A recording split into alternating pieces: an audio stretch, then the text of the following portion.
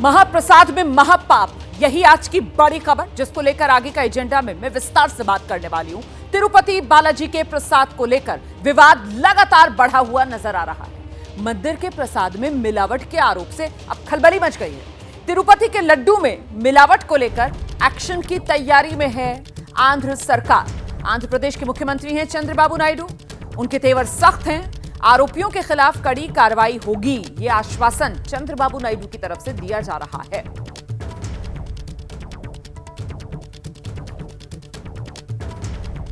కూడా మనోభావాలు దెబ్బతిన్నాయి.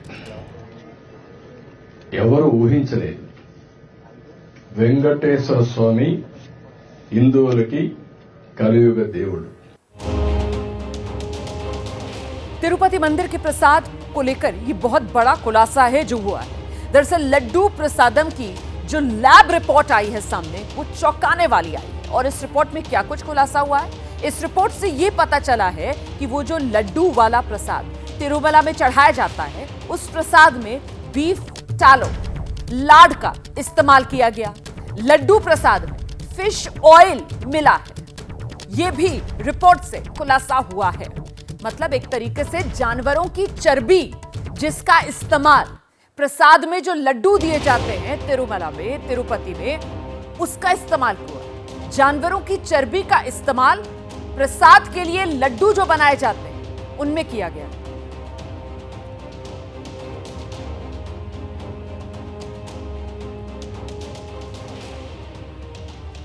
तो ये जो लैब रिपोर्ट आई है प्रसाद की, इसमें क्या कुछ तस्वीर सामने आ रही है।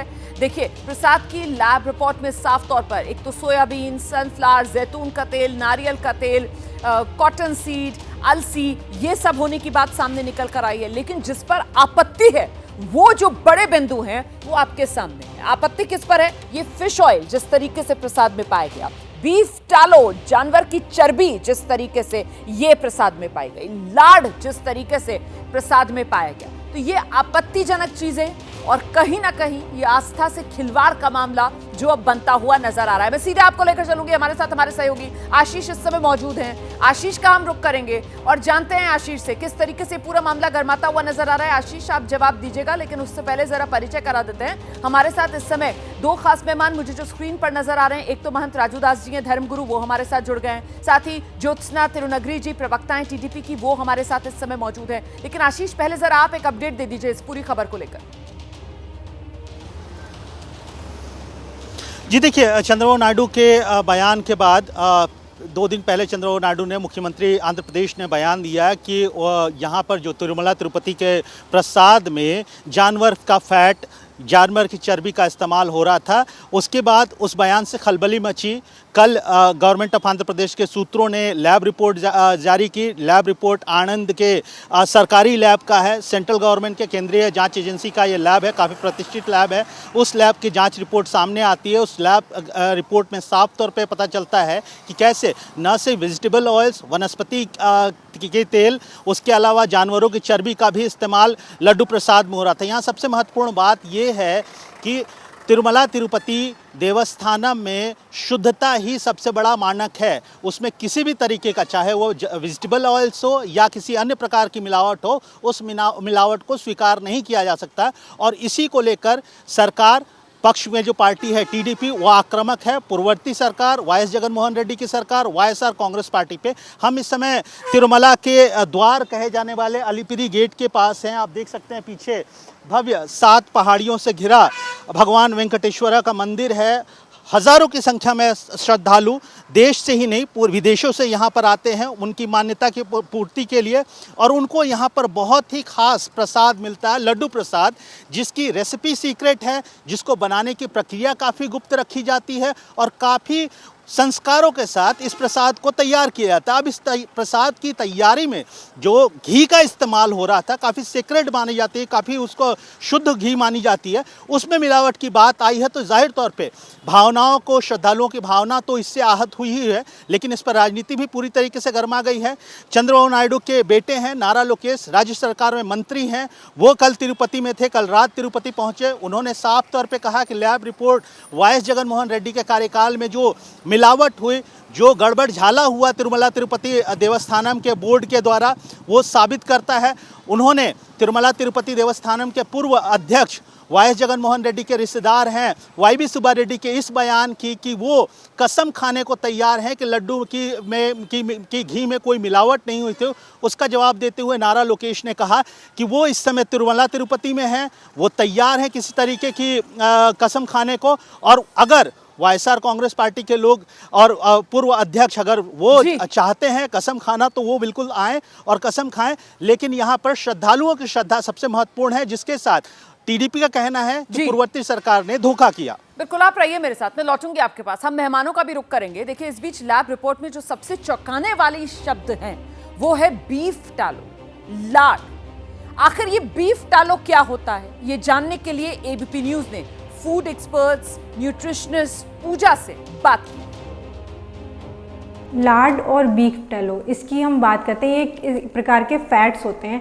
बीफ टैलो की पहले हम बात करते हैं। बीफ टैलो एक प्रोसेस से बनाया जाता है। फर्स्टली उनका एक जो बीफ का मीट लिया जाता है उसको क्यूब्स में काट के एक बॉल में स्लो फ्लेम पे पकाया जाता है। उसका एक टाइम पीरियड होता है, उस टाइम पीरियड के बाद उसमें फ़ैट निकलना स्टार्ट होता है। उस फैट को इतनी नीटली क्लीनली उसको स्ट्रेन किया जाता है जिससे कि उसका जो मीट का पार्टिकल है उसमें बिल्कुल ना जाए, और उसको फिर उसके बाद स्टोर किया जाता है। सेम ऐसे ही लाड की बात करें, लाड भी एक फ़ैट होता है जो पिग के मीट से बनाया जाता है, सेम प्रोसेस से बनाया जाता है इसको।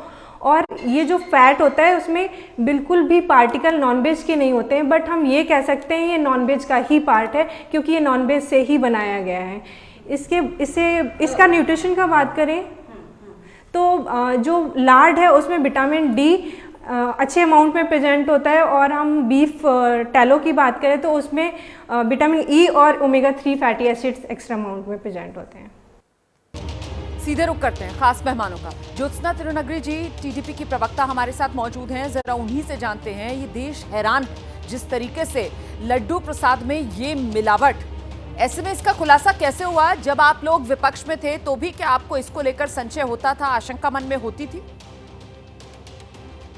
रोमाना जी, जैसे आप बोल रहे हो, देश चौंका गया है और in fact we are all also surprised. Romana ji, surprise से ज्यादा हम आज क्योंकि हम लोग अभी अधिकार में हैं यहाँ पे, तो हमारे तरफ से हम पूरे आंध्र प्रदेश को, पूरी दुनिया को, और जो करोड़ों श्रद्धालु हैं लॉर्ड बालाजी के, भगवान बालाजी के, उन सबको हमारी तरफ से एक क्षमापणा दे रहे हैं। और भगवान से भी हम लोग प्रार्थना करते हैं, बालाजी से भी ये प्रार्थना करते हैं कि जो भी अपचार हुआ है उनके साथ, उस पर हम सबको क्षमा कर दें। वाईएस जगन मोहन रेड्डी की जो सरकार थी, जिस तरीके से हिंदुओं की जो मनोभाव होते हैं उसके साथ जो खिलवाड़ किया है, वो तो क्षमादायक है ही नहीं। और आप जिसे पूछ रहे हो, आपको इसकी सूचना पहले से है। अगर आप देखेंगे तो रोमाना जी, जब हम अपोजिशन में थे 2019 से 2024 तक, जब हम अपोजिशन में थे, कई बार तिरुमला तिरुपति को लेके कई सारे कंप्लेन्स आते थे, जैसे लड्डू प्रसाद है या फिर अन्न प्रसाद है, ये दोनों वहां पे बहुत मायने रखते हैं और बहुत मतलब इनका टेस्ट ही अलग रहता है। रोमाना जी, जैसे आप लड्डू देखो, लड्डू प्रसाद लोगे ना, आप तिरुमला का लड्डू प्रसाद जो होता है वो आपको दुनिया में कहीं भी जाओगे उस तरीके के टेस्ट और वो जो फ्लेवर रहता है, उसका जो स्मेल रहता है, वो आपको कहीं पे भी नहीं मिलेगा। वो एक अलग तरीके का होता है। एंड उसका बने, जैसे आपका रिपोर्टर भी बोल रहे थे, उसका बनाने का तरीका, जो फॉर्मूला है, वो सब ही अलग होता है। और इंग्रेडिएंट्स भी जो होते हैं उनको ऐसा चुन चुन के लाया जाता है। जैसे घी है, जैसे हम मेरे ख्याल से पिछले 50 साल से नंदिनी घी ही इस्तेमाल किया जा रहा था, चाहे वो 1-आध रुपए बढ़ के भी लिए, जो भी है, मगर वही घी इस्तेमाल किया जाता है क्योंकि वो उस तरीके से उतना श्रेष्ठ रहता है। मगर पिछले 5 साल में क्या हुआ, जब जगन मोहन रेड्डी जी की सरकार थी वहां पे, उन लोगों ने अपनी मनमानी चलाई है वहां पे, क्योंकि जगन मोहन रेड्डी खुद एक नॉन हिंदू है। मैं ये बात बहुत स्ट्रांगली बोल रही हूँ रोमाना जी, क्योंकि उन्होंने एक एंटी हिंदू एजेंडा चलाया है पिछले 5 साल में, एंटी हिंदू एजेंडा। क्योंकि पिछले 5 साल में तिरुमला में इतने काम हुए हैं जिसको हम लोग मतलब बार बार हम लोग उसको खुलासा करते गए। जैसे लड्डू की जो प्रामाणिकता है वो गिर गई है, अन्न प्रसाद का जो क्वालिटी है वो गिर गया है। कई सारे करोड़ों का एक वहां पे करप्शन चल रहा था। दर्शन टिकट्स में एक करप्शन चल रहा था। हर एक चीज एक घोटाला वहां पे पिछले 5 साल में। जब हम इस चीज को लेके बात कर रहे थे, हम कैसे बात कर रहे थे, क्योंकि हमें भक्तों से पता चल रहा था, श्रद्धालु जो वहां पे जा रहे थे उनसे पता चल रहा था। मैं लौटूंगी ज्योत्सना जी आपके पास। ज्योत्सना जी कह रही हैं कि लंबे वक्त से इस तरीके की शिकायतें मिल रही थी, वो प्रसाद की जो क्वालिटी है उसमें गिरावट जो है वो कहीं ना कहीं महसूस की जा रही थी। और बड़ा आरोप यहाँ पर ज्योत्सना जी की तरफ से लगाया जा रहा है कि जो पिछली सरकार थी जगन मोहन रेड्डी की, जगन मोहन रेड्डी जो है वो एंटी हिंदू, और इसी वजह से हिंदुओं की भावनाओं के साथ उन्होंने खिलवाड़ कर दिया सत्ता में रहते हुए। ये टीडीपी की तरफ से आरोप लगाए जा रहे हैं। जैसे तिरुपति के प्रसाद में मिलावट की खबर के बाद देखिए हलचल बढ़ी है। आरएसएस के मुखपत्र पांचजन्य में भी इस मुद्दे को उठा दिया गया है और इसमें कहा गया है अयोध्या में भी भगवान राम के मंदिर में प्राण प्रतिष्ठा के मौके पर तिरुपति से 1 लाख लड्डू भेजे गए थे। अब यह साफ हो गया है कि प्रसाद में चर्बी मिलाई गई। ये करोड़ों हिंदुओं की आस्था से बहुत बड़ा खिलवाड़ है। आइए सीधे आपको लेकर चलते हैं। महंत राजूदास इस समय हमारे साथ मौजूद हैं। महंत राजूदास जी, ये खबर जानने और सुनने के बाद तो मेरा मन तो बहुत आहत है, क्योंकि यही तिरुपति, यहाँ से वो 1 लाख लड्डुओं वाला प्रसाद जो अयोध्या राम मंदिर प्राण प्रतिष्ठा के मौके पर भी पहुंचा था, और अब इस खबर का खुलासा हो रहा है कि यहाँ तो प्रसाद में, लड्डू प्रसाद में चर्बी मिला दी गई। नहीं, दुर्भाग्य की बात है। मैं अभी बंगलोर एयरपोर्ट पे हूँ और आपने देखा होगा कि मेरे बाल जो है नहीं है, तो मैंने तिरुपति बालाजी भगवान को हमने अपने बाल समर्पित किया और दर्शन पूजन किया, और दर्शन पूजन करके अभी मैं तुरंत बंगलोर एयरपोर्ट पहुंचा हूँ। जब ये कल से सुना हूं तो मेरी आत्मा बहुत कुंठित हुआ, क्योंकि मैं आज से 6 महीने पहले भी आया था, बाल दान किया था और प्रसाद खाया था, और उसके पहले भी 4 महीना पहले भी आया था। तो मैं वैष्णव परंपरा के मानने वाला हूँ और प्याज लहसुन तक हम लोग नहीं खाते हैं, और गाय की चर्बी, फिश, बीफ ऑयल, लॉर्ड, इस प्रकार से उसमें समाहित करके हमको प्रसाद दिया जा रहा है। तो आस्था के साथ बहुत खिलवाड़ हुआ है। दुर्भाग्य की बात है कि मैं आभार व्यक्त करता हूं वर्तमान मुख्यमंत्री जी का, ये पोल खोला। लेकिन दुख इस बात के है कि जिस प्रकार से जगन मोहन रेड्डी और कांग्रेस के द्वारा इस प्रकार से सनातनियों की आस्था के साथ खिलवाड़ इतने दिन से चल रहे थे, कितनी दुर्भाग्य की बात है कि हम अब प्रसाद में भी इस प्रकार से खेल खेला जा रहा है, इस प्रकार से ठेस पहुंचाया जा रहा है, आस्था की, विश्वास के साथ खिलवाड़ किया जा रहा है। दुर्भाग्यपूर्ण है, हम लोग चिंतित हैं। और मैं मांग करता हूं माननीय प्रधानमंत्री जी से, माननीय गृह मंत्री जी से, जो लोग इसमें इन्वॉल्व है उनको फांसी होना चाहिए, क्योंकि राम मंदिर में 1 लाख लड्डू आए थे जी, और सभी भक्तों को वो लड्डू प्रसाद राम जी को चढ़ाया गया और साधु संतों को खिलाया गया। तो मैं यही निवेदन करता हूं माननीय प्रधानमंत्री जी से, गृह मंत्री जी से, कि इसमें सख्ती से जो लोग गुनाहगार हैं उनके सख्त सजा होनी चाहिए। और मैं मांग करता हूं माननीय सोनिया गांधी जी से। रहिए, वाकई में देखिए कहीं ना कहीं ये आस्था से बहुत बड़ा खिलवाड़ जिसका खुलासा अब जाकर हो रहा है। कोई सोच भी नहीं सकता कि तिरुपति, वहां जो लड्डू प्रसादम दिया जाता है, उस लड्डू वाले प्रसाद में जानवर की चर्बी, बीफ लार, फिश ऑयल, उसकी मिलावट की गई थी। मतलब कल्पना से भी परे बात है, क्योंकि हिंदुस्तान जो है वो आस्थावानों का देश है और हम सबकी आस्था का यहाँ पर सम्मान करते हैं। ऐसे में तिरुपति के लड्डू प्रसाद में चर्बी मिला देना वाकई में बेहद मन को आहत करने वाली ये खबर है। और इस बीच मैं आपको बता दूं, आंध्र प्रदेश की डिप्टी सीएम है पवन कल्याण, उन्होंने बड़ा बयान दिया है। वो कह रहे हैं देश के सभी मंदिरों के लिए एक बोर्ड का गठन होना चाहिए, सनातन धर्म रक्षण बोर्ड, इसका गठन किया जाए। ये पवन कल्याण की तरफ से मांग की जा रही है। सनातन धर्म के अपमान के खिलाफ सभी को साथ आना होगा। प्रसाद में पशु चर्बी के मामले में कड़ा एक्शन लेंगे। आंध्र सरकार में शामिल पवन कल्याण, प्रदेश में डिप्टी सीएम पवन कल्याण, उनकी तरफ से यह बयान दिया गया है। तो सनातन धर्म के अपमान के खिलाफ सभी को साथ आना होगा, ये पवन कल्याण की तरफ से आह्वान किया जा रहा है। और साथ ही साथ वो कह रहे हैं कि सनातन धर्म रक्षा के लिए एक बोर्ड बनाने की जरूरत है, सनातन धर्म रक्षण बोर्ड, जिसका राष्ट्रीय स्तर पर गठन किया जाना जरूरी है। ये मांग पवन कल्याण की तरफ से की जा रही है। हम सीधे आपको लेकर चलेंगे।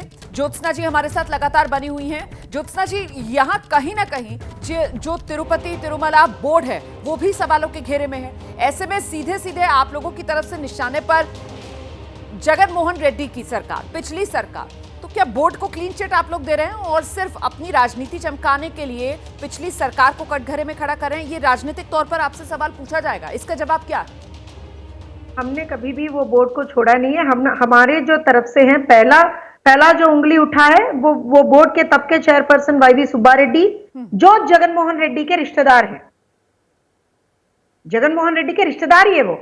उनके बाद सुब्बा रेड्डी जी के बाद भूमन करुणाकर रेड्डी जी थे, वो भी जगन मोहन रेड्डी के रिश्तेदार थे। दोनों उनके समय पे जो दोनों चेयरपर्सन हैं, दोनों भी जगन मोहन रेड्डी के रिश्तेदार हैं। तो इन सबको लेके बिल्कुल हमारे तरफ से हम लोगों ने पहले दिन से ये बोल रहे हैं कि नहीं, इसके ऊपर समग्र विचारण होना चाहिए, पहली बात। और दूसरी बात है, कल जब ये बात बाहर आया तो तब के चेयरपर्सन सुब्बा रेड्डी जी बाहर आके ये बोलते हैं ये तो बेसलेस एक्यूजेशन है, कुछ भी नहीं है इसमें, ऐसा कुछ हुआ ही नहीं, हमने तो ऑर्गेनिक लिया, हमने तो ये लिया, हमने तो वो लिया। मैं चाहे यहाँ आ जाके प्रमाण करता हूँ भगवान के सामने, मैं यहाँ आ गया। ज्योत्सना जी, पिछले 3 महीने से आंध्र प्रदेश में आपकी सरकार है। मैं बस इतना जानना चाह रही थी कि ये जो सैंपल जिनका टेस्ट हुआ है, जिनकी लैब रिपोर्ट आई है, ये कब का सैंपल है?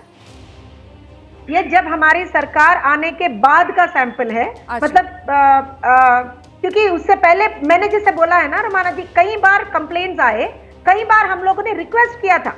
जब भी हम ऑपोजिशन में थे फिर भी हमने रिक्वेस्ट किया था, डिमांड किया था कि भाई उसके ऊपर कुछ तो करो आप लोग। ठीक है, भक्तों के इसके साथ आप आस्था के साथ खिलवाड़ ना करो, ठीक है, कुछ तो करो, एक इंक्वायरी करो। उन्होंने कभी नहीं किया। ठीक। तो हमारी जैसे ही सरकार आई थी, हमारी ये कमिटमेंट थी रोमाना जी, हमने भक्तों को ये कमिटमेंट दिया था कि जो भी गलत चीजें हो रही है वहां पे तिरुमला में, हम उनको खत्म करेंगे। तो पहला काम हमने ये किया था कि वहां पे विजिलेंस इंक्वायरी स्टार्ट किया था। जैसे ही विजिलेंस इंक्वायरी स्टार्ट हुए, ये चीज बाहर आई तो इमीडिएटली जो भी वेंडर है उसको इमीडिएटली निकाला गया। और उसी दिन से, मतलब जैसे ही रिपोर्ट बाहर आया उस दिन के बाद नंदिनी घी को फिर से लाया गया। जी, आप रहिए मेरे साथ, मैं लौटूंगी आपके पास, क्योंकि इस खबर को लेकर लोगों के मन में बहुत से सवाल हैं। उन तमाम सवालों के जवाब जो हैं वो अपने सवाल आपके सामने रखकर आपके जवाब के जरिए लोगों तक पहुंचाने का हम काम करेंगे। बहुत शुक्रिया आप सभी का फिलहाल हमारे साथ जुड़ने के लिए। देखिए, लैंड फॉर जॉब केस में अभी की बड़ी खबर ये मिल रही है कि लालू प्रसाद यादव के खिलाफ केस चलाने का आदेश दे दिया गया है। इस वक्त की बड़ी खबर मैं आपको बता रही हूं, लैंड फॉर जॉब केस। इस मामले में गृह मंत्रालय ने लालू प्रसाद यादव पर केस चलाने को मंजूरी दे दी है। सीबीआई वाले केस में लालू के खिलाफ केस चलेगा। सीबीआई ने राउज एवेन्यू कोर्ट को जानकारी दी है। सीबीआई का जो मामला है उसमें लालू प्रसाद यादव पर केस चलेगा। गृह मंत्रालय की तरफ से मंजूरी दे दी गई है। सीबीआई ने अदालत को यह जानकारी दी है। तो मतलब लालू प्रसाद यादव की यहां से मुश्किलें अब बढ़ेंगी। ये लैंड फॉर जॉब का मामला है जिसमें रेल मंत्री रहते हुए रेलवे में जमीन के बदले नौकरी देने के आरोपों के कटघरे में लालू प्रसाद यादव, और इस मामले में लालू प्रसाद यादव के खिलाफ केस चलेगा। गृह मंत्रालय ने सीबीआई को निर्देश दे दिया है, मंजूरी दे दी है, जिसकी जानकारी सीबीआई की तरफ से राउज एवेन्यू कोर्ट को दे दी गई है।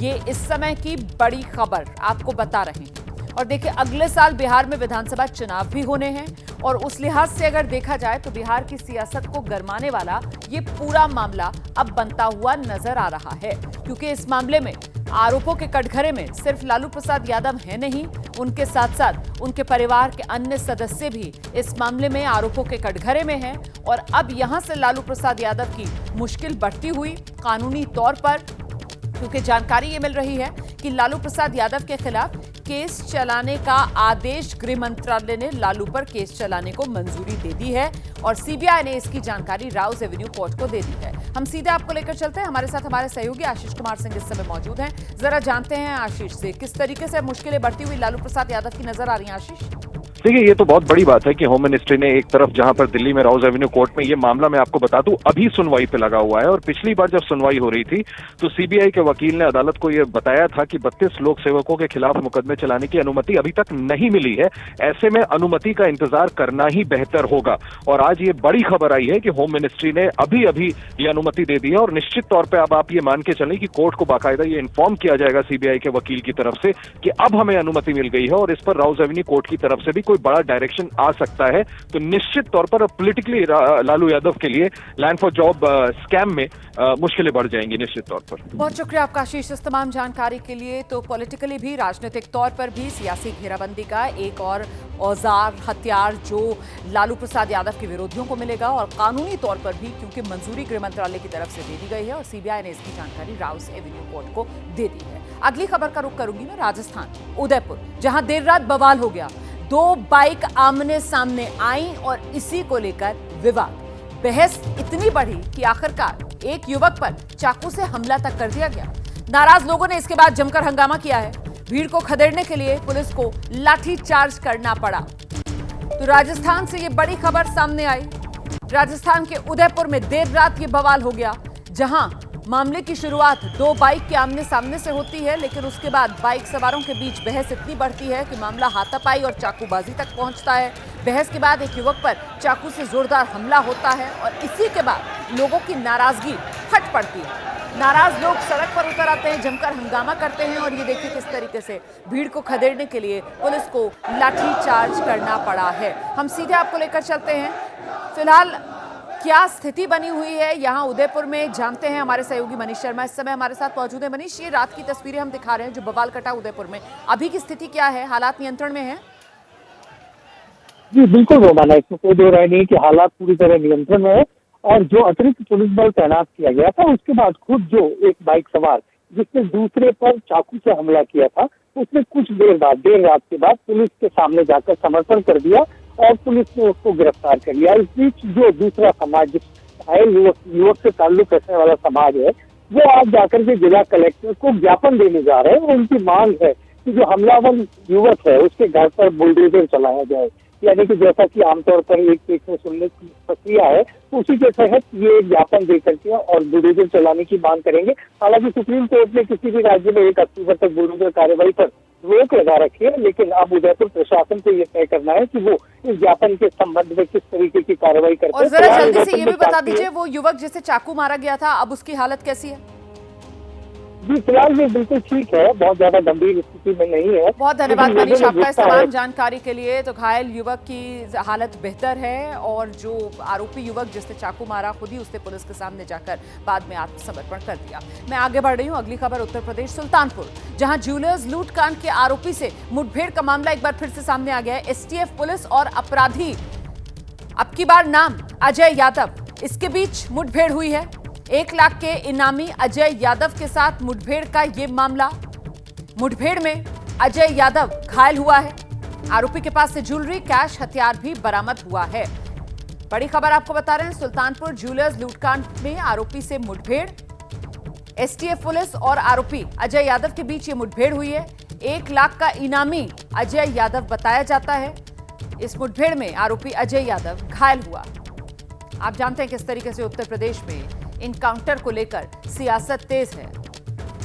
अखिलेश यादव समाजवादी पार्टी की तरफ से सीधे कटघरे में योगी सरकार को खड़ा किया जा रहा है पिछले कुछ दिनों से, ये कहते हुए कि साहब राज्य सरकार जो है वो ठोको नीति चला रही है। और इसके बाद अब ये एक और इनकाउंटर का मामला वहीं सुल्तानपुर ज्वेलर्स कांड से जुड़ा हुआ। सीधे आपको लेकर चलेंगे, हमारे साथ हमारे सहयोगी वीरेश इस समय मौजूद हैं। जरा जानते हैं वीरेश से इस मामले को लेकर अभी तक की क्या तस्वीर साफ हो रही है। वीरेश जरा बताइए विस्तार से। देखिए 1 लाख रुपए का इनामी था और ये अपराधी था अजय यादव और डीएम, इसे निकनेम है इसका डीएम। बहुत फेमस अपराधी है वहाँ का और बहुत ही खतरनाक अपराधी अजय यादव था। लेकिन उसे गोली लगी है, एनकाउंटर हुआ है उसका और उसके पास से चांदी के जेवरात, रुपए, अवैध असलहा, कारतूस सब बरामद हुए हैं। और लेकिन सबसे जो महत्वपूर्ण बात है कि ये सुल्तानपुर का भरत ज्वेलर्स का कांड जो है वो यूपी की सियासत को गरमा रहा है और उपचुनाव को भी गरमा रहा है। और इस लिहाज से देखें तो अजय यादव का जो एनकाउंटर आज हुआ है वैसा ही मामला और भी राजनीतिक तौर पर, सियासत के तौर पर ये गरमाएगा और समाजवादी पार्टी की तरफ से प्रतिक्रिया आने वाली है इस पूरे मामले को लेकर, क्योंकि इससे पहले जो एनकाउंटर हुआ इसी मामले में, सुल्तानपुर भरत ज्वेलर्स के मामले में, वो भी एक जाति विशेष का एनकाउंटर हुआ और इसी मुद्दे को लेकर, यानी इसे जातीय रंग देने का काम अखिलेश यादव और संपूर्ण विपक्ष कर रहा है। और ऐसे में जानकारी के लिए वीरेश पांडे बहुत शुक्रिया आपका, नजर बनाकर रखिएगा। समाजवादी पार्टी की तरफ से जब प्रतिक्रिया आएगी तो एक बार फिर से इस खबर का रुख करेंगे। खबर अब बिहार से है, गया, जहां पूर्व जेडीयू एमएलसी के घर छापे से जुड़ी बड़ी खबर ये सामने आई है। मनोरमा देवी के घर 17 घंटे तक एनआईए की रेड चली है। नक्सली कनेक्शन की शक में एनआईए ने छापामारी की है। जेडीयू पूर्व एमएलसी, उन्हीं के घर पर यह छापेमारी। मनोरमा देवी, 17 घंटे तक एनआईए की रेड। नक्सली कनेक्शन में एनआईए की रेड। गया और कैमूर में 5 जगहों पर एनआईए ने छापा मारा। 4 करोड़ रुपए कैश, कई हथियार बरामद हुए। छापेमारी में डिजिटल डिवाइस भी मिले। तो गया में, कैमूर में 5 जगह पर यह रेड हुई है, एनआईए की रेड है। 4 करोड़ रुपए कैश, हथियार और कुछ डिजिटल डिवाइस भी बरामद किए गए हैं। जेडीयू की पूर्व एमएलसी हैं मनोरमा देवी, उन्हीं के ठिकानों पर यह छापेमारी। मनोरमा देवी के घर पर 17 घंटे तक एनआईए की रेड चली और एनआईए की रेड को लेकर मनोरमा देवी की तरफ से सफाई दी गई है। पूर्व जेडीयू एमएलसी आरोपों को खारिज कर रही हैं। मनोरमा देवी ने बरामद कैश कंपनी का बता दिया है। सुनिए।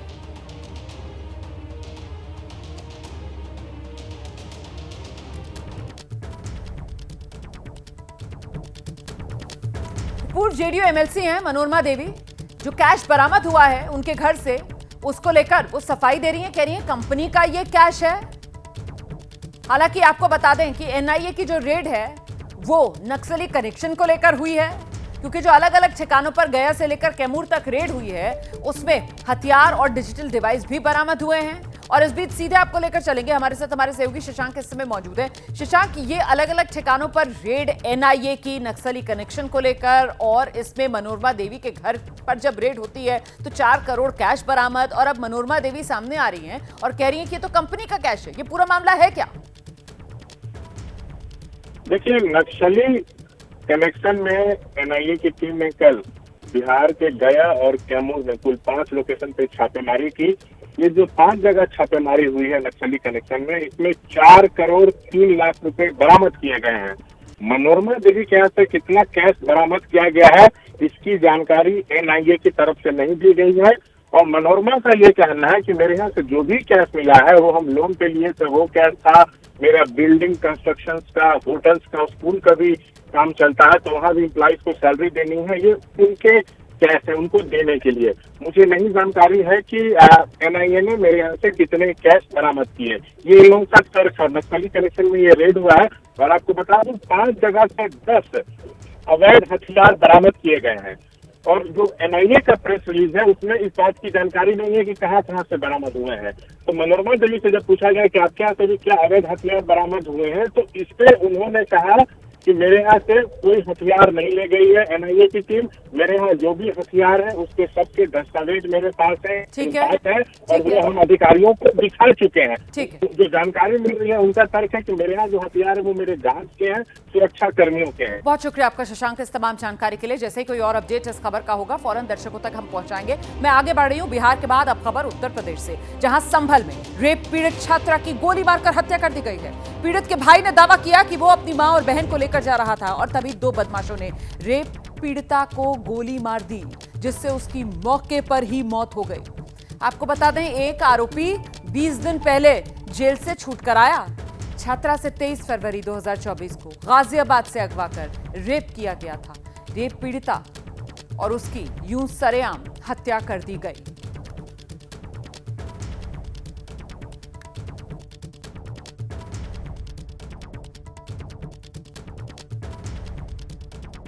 जी, मेरी मम्मी आई थी गाजियाबाद से, बहन और मम्मी। मैं उन्हें लेने गया था सोलन, बस से, बाइक से गया था। तो हम आके सरकारी स्कूल है हमारे गांव के बाहर, वहां तक ही आ पाए। एक गाड़ी आई थी मुड़ के और हमारे गला बिल्कुल साइड से ही लगा के और एकदम से उतर के बाहर पकड़ के नीचे ये लोग घेर दिए। तो ये आपस में चिपट गए, इतने में भाग लिया वहाँ से, बचाओ बचाओ। थोड़ी दूर का अरसा मिल गया, इतने में फायरिंग हो गई है। उसमें 2 लोग तो नीचे उतरे थे और देखा नहीं मैंने, एक ड्राइवर की पल्ली साइड से, एक पीछे से।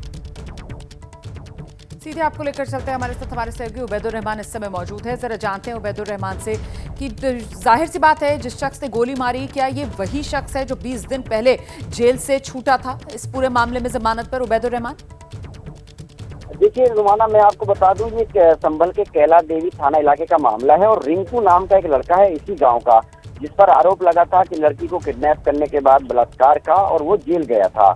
20 दिन पहले ही बताया जा रहा है कि वो जेल से छूट के आया है। अब ये जो रेप पीड़िता लड़की थी, इसकी सुरक्षा का मामला है कि आखिर क्या किस तरह से इसकी हत्या हुई है। और जो परिवार वाले बता रहे हैं कि जो हमलावर थे वो गोली मार करके, जो उसका भाई और माँ सगी साथ में थे मोटरसाइकिल पर, और रात हो गई थी इनको एक बस से उतरने के बाद। ये गाजियाबाद से ही आई थी, इनके पिता वहाँ रहते हैं और घर जा रही थी, तो गांव से पहले ही एक स्कूल है उसके पास में लड़की को गोली मारी गई और उसकी वहां पर मौत हो गई है। तो पुलिस का कहना है कि सभी एंगलों पर जांच की जा रही है, जो भी साक्ष्य आएंगे उसके हिसाब से कार्रवाई की जाएगी। फिलहाल जो आरोपी है, जिसको रिंकू बताया जाता है, जो बलात्कार का आरोपी था जेल से छूट गया, उसको पुलिस ने पूछताछ के लिए हिरासत में ले लिया है। और शुक्रिया आपका इस तमाम जानकारी के लिए। तो वो आरोपी जो जेल से अभी जमानत पर छूट कर आया है, उसे फिलहाल पुलिस ने पूछताछ के लिए बुलाया है, हिरासत में लेकर उससे पूछताछ की जा रही है। अभी मामला सुलझा नहीं है। आखिरकार रेप पीड़िता पर किसने गोली चलाई, किसने रेप पीड़िता की हत्या की? मामला उत्तर प्रदेश के संभल का।